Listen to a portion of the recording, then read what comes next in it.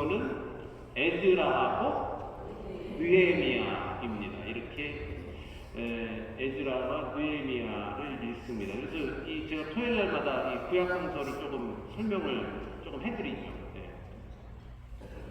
아마 그 본당 신부가 맨날 그냥 뭔 얘기를 하는지 그게 궁금해서라도 한번 읽어보시길 바라면서 제가 얘기를 하는 겁니다. 그 역대기의 문헌이라고 오늘 일독서의 역대기 얘기가 나왔잖아요. 어떻게 잘 들어보셨어요? 일독서 어떤 내용입니까? 대답하시라는 얘기는 아니고 일독서가 역대기가 나왔어요. 오늘 지금 미사 때 어떤 내용이었어요? 한번 생각해보세요. 지금 뭐 메인 전체를 보셔도 좋죠. 무슨 내용이었는가? 그 뭔가를 어디로 이렇게 중요한 거를 어깨에 메고 옮긴 것 같죠? 네. 이스라엘 백성이 시나이 산에서 십계명을 받아갖고 마치 그것이 이제 계약의 계획, 뭐 영화 같은 데서도 많이 나와요. 그게 무슨 예전에 뭐 인디아나 존스 막 이런 데에서도 그런 거 상징적으로 나오고 엊그저께 그 밤 10시에 텔레비전에서 텔레비전 늦게까지 보시는 분 계시네요. 성물 시리즈로 하나 둘 3부작 했고 다음 주에 아마 4부작 마지막을 하는 것 같아요. 거기도 보니까 그 이디오피아 정교회가 첫째 날 나오는데 거기도 그 마치 그 행렬에 나가는데 그 구약에 나오는 계약의 개를 이 두 거룩들이 양쪽으로 날개를 이렇게 보신 분 계실지 모르겠어요. 천사가 그 이런 뭐 박스라 그러면 뭐하지만 이렇게 계약의 개 상징적으로 거기에 양쪽 천사가 앉아있고 그거를 이제 어깨에 메고 이렇게 안으로 들어가는 그런 행렬을 제가 보는 순간 저거는 그 계약의 개를 오늘 나오는 이 역대기에 이거를 재현한 거겠구나 하는 느낌이 확 왔어. 거기에 그렇게 뭐 설명이 있진 않았지만 그걸 보는 순간 사제가 이걸 메고 계약의 개를 메고 행렬을 하는구나 하는 것을 느낄 수가 있었어요. 자, 오늘 우리가 들은 이 독서 역대기의 말씀, 역대기는 그러니까 다시 한번 또 반복이 되는 거잖아요. 이 열왕기의 이야기들이 쭉 반복이 되는데 역대기는 특별히 더 이런 용어가 많이 나오죠.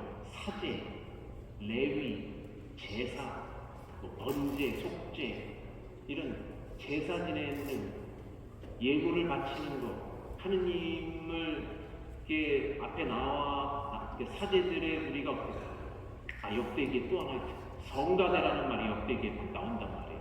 성가대, 성전, 문지기, 또 뭐 성전 제사, 당번 거기에 나오는 뭐 물품들, 또 거룩한 그런 물품들, 비파와 뭐 수금을 타고 무슨 이런 그런 악기를 다루는 사람들 이런 것, 성전 제사와 관련된 것들이 많이 나옵니다.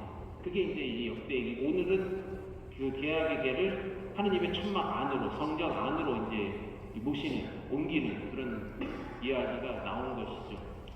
그래서 사실 이 계약의 그 십계명 이 판을 온전히 잘 보시기 위해서 이 솔로몬을 통해서 물론 이제 다윗이 그걸 다 마련한 것으로 언급이 됩니다만 이 성전을 짓게 되고 성전 안으로 모시게 되는 것이죠. 그런 내용들이 이제 오늘 나오는 건데 오늘 이번 주에는 우리가 그 이후에 지난주에 역대기를 읽었고 그 다음에 유배에서 돌아와서 바빌론 유배까지 갔다가 돌아와서 에즈라와 느헤미야 이야기를 이번 주에 이제 우리가 성경을 읽었습니다.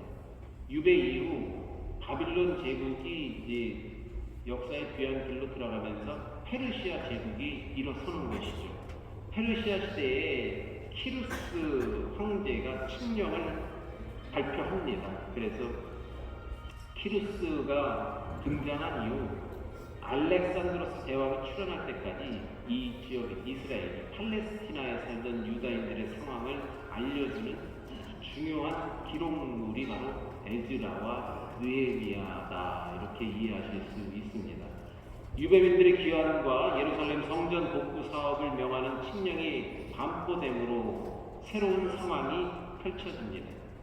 유대민들이 귀환하면서 유다 땅에는 서로 다른 부류의 사람들이 공존하게 돼요. 그러니까 오늘 역대기의 이 이야기는 하느님의 궤를 하느님의 천막 안으로 모시는 이 이야기는 성전이 완공되기 전의 이야기이고 유배 이전의 이야기이고 이것이 있은 다음에 한참 지나서 유배를 가게 되는 것이고 하느님의 궤를 모셨던 이 성전도 그때 유배를 가면서 다 무너지고 완전히 그야말로 전쟁 끝에 아무것도 남지 않은 그런 상황이 된 것이죠. 그리고 유배를 갔다가 돌아오게 되는 게 바로 그 다음 이야기가 에즈라와 느헤미야입니다.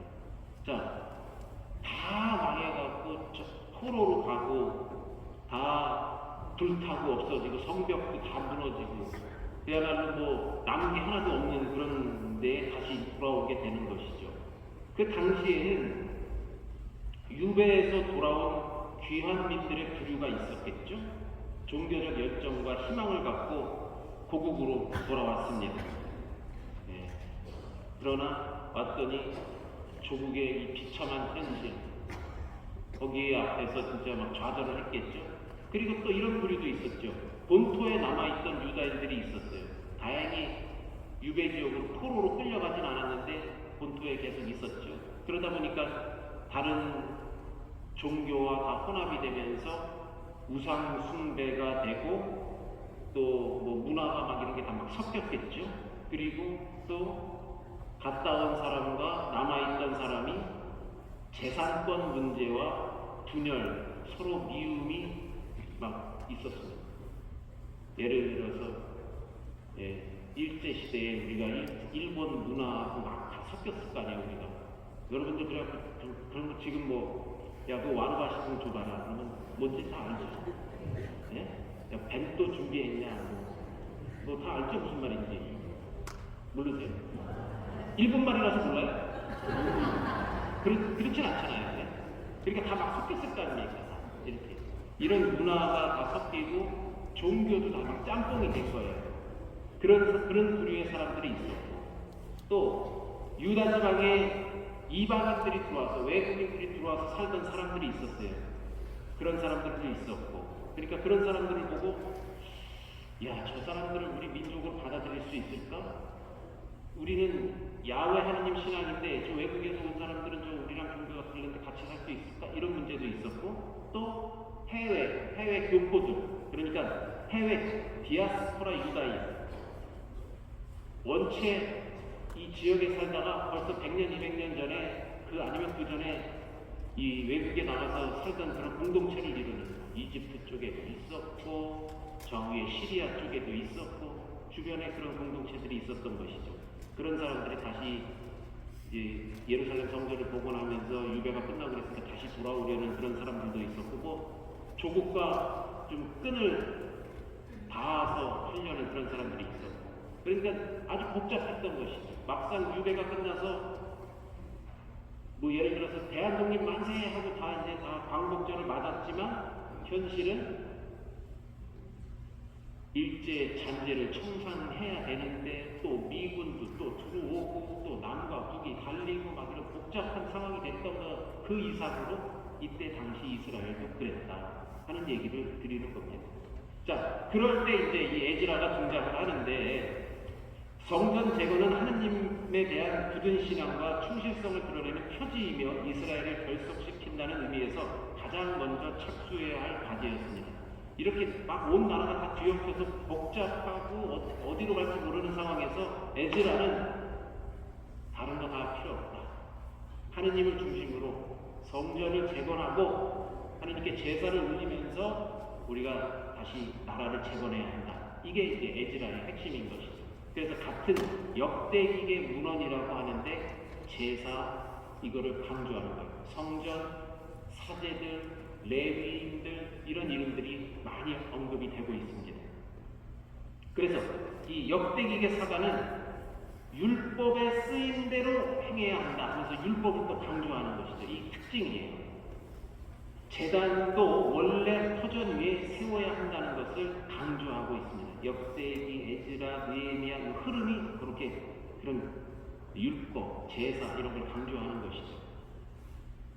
모세의 율법에 전통한 에즈라는 약 5천 명의 동포를 이끌고 예루살렘으로 돌아오게 되는데 그는 하느님 법과 페르시아 임금의 법에 따라서 사법 질서를 바로잡고 예루살렘과 유다의 종교 개혁을 문제를 개혁하기 위해서 파견이 되었습니다. 그는 백성에게 유다인 종교의 고유한 핵심인 율법을 가르치는 사명을 받았습니다. 그는 먼저 이스라엘 백성과 이방인의 통혼을 끊는 개혁 작업부터 시작합니다. 요즘으로 말하면 말도 안 되는 이야기이지만 당시에는 우리 민족끼리 결혼을 해야 되고 절대 우리 딸이나 아들을 다른 뭐 이집트 사람이라든가 뭐 시리아 사람이라든가 주변 사람들하고 결혼시켜서 이렇게 막 피가 섞이게 하면 안 된다. 여기 그 읽어보시면은 결혼해서 뭐그 2세 뭐 말도 잘 안 통하고 막 이런 애들을 막 쫓아내고 막 이런 내용들이 언급이 되고 있죠. 이게 자기네 민족을 강조하는 그런 내용들이 있습니다. 자, 그런 내용들이 이제 성전을 중심으로 성전을 재건하는 그런 내용이 나오고 그 이어지는 느헤미야, 그러니까 에즈라와 느헤미야를 같이 묶어서 여러분들 이렇게 이번 지난 주간 읽도록 한 이유도 있는 것이죠. 이 느헤미야는 페르시아에서 예루살렘이 버려진 채 있다는 그런 말을 듣고 슬피 울면서 탄식을 하게 됩니다. 그리고 예루살렘으로 돌아가게 해달라고 기도를 드려요. 기도를 드린 지 4개월 만에 느헤미야는 황제의 허락을 받아서 성벽 재건에 필요한 목재를 가지고 예루살렘으로 오게 됩니다. 저 위에 페르시아에서 이제 내려오는 것이죠. 이미 벌써 성전을 지을 목재를 싣고 예루살렘으로 들어오는 거예요. 그리고 그렇게 또 성전을 재건하는데 여기서 특징은 이 성전 재건을 방해하는 인물들이 나타난다는 것이죠. 뭐 그렇잖아요. 반대파가 꼭 있잖아요. 뭘 하다 보면 다 100% 모든 사람들이 다 찬성하지는 않을 거 아닙니까? 그래서 이 반대파와 또 갈등을 빚는 그런 내용들이 나오죠. 그런 뭐 이름도 언급이 되고 있어요. 호론 사람 산발라, 암몬 사람 토비야, 아라비아 사람 겟셈 등등등의 언급이 되면서 이런 사람들이 그냥 방해를 했다. 여기 나오는 이 토비아는 이거 저기 눈 참새똥 많아 눈 멀고 물고기 간 쓸개 이렇게 해서 눈 뜨고 라파엘하고 갔다 오고 뭐 그 토비아 아니고 여기는 나쁜 사람 토비아. 중요하지 않은 이 토비아가 언급이 되고 요런 정도는 아시죠? 다행이에요. 그 토비아는 누구고 이 토비아는 누구지 생전 모르겠다 하시는 분들은 한번 성서를 한번 보세요. 네. 그렇습니다. 이 느헤미야는 하느님의 도우심으로 모든 장애를 물리치고 52일 만에 성벽 복구 공사를 완성합니다. 네, 이런 것 날짜도 정확히 언급을 하고 있고 구체적으로 탁탁 언급을 하고 있습니다. 이게 특징이죠.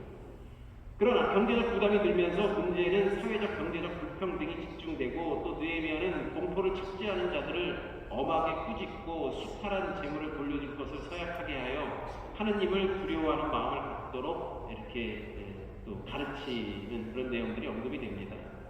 또 여기서 이제 이 느헤미야의 특징은 성벽을 완공하여 안정된 생활 기반이 조성되자 느헤미야는 이스라엘 백성의 종교 생활을 크게 혁신합니다. 그는 먼저 법전을 듣는 일부터 시작을 합니다. 율법이 최고다. 다 모여라 하면서 사람들 앞에서 이 율법을 설파하죠. 가르침을 줍니다. 특별히 마련된 연단에 올라가서 아침부터 한낮까지 이 법전을 읽어줍니다. 레위인들은 그 옆에 서서 백성들이 읽는 것을 이해할 수 있도록 해설을 하는 것이죠. 그러니까 사제의 역할, 레위인들의 역할, 중요하다는 그런 것을 강조하고 있어요. 그리고 이제 축제를 지내는, 초막절을 지내는 그런 내용이 나옵니다. 초막절이 뭡니까? 말 그대로 텐트 치고 옛날에 이스라엘 백성이 광야에 40년 동안 생활할 때 텐트 치고 살았잖아요. 초막 치고 그걸 기념하기 위해서 그런 축제를 벌이게 되는 것이죠. 그런 내용들이 이렇게 에즈라와 느헤미야에 있다. 유배라는 아주 큰 이 사건 그 이후의 이야기가 전개되는 것이다. 그러니까 성서는 지금 올해 우리가 쭉 지난 대리부터 읽어온 게 저 창세기부터 읽어서 벌써 이집트 갔다 와서 탈출했고 가나안 들어갔고 왕정 시대를 지나서 잘못 하느님 말씀을 잘 안 들어서 유배까지 저 북쪽으로, 이번에는 북쪽으로 유배를 갔다가 다시 돌아와서 다시 성전을 다시금 짓고 회복하는, 솔로몬이 첫 번째 성전을 지었다면 이 에즈라가 그것을 무너진 성벽을 다시 짓는 그런 내용들이 언급이 되고 있다.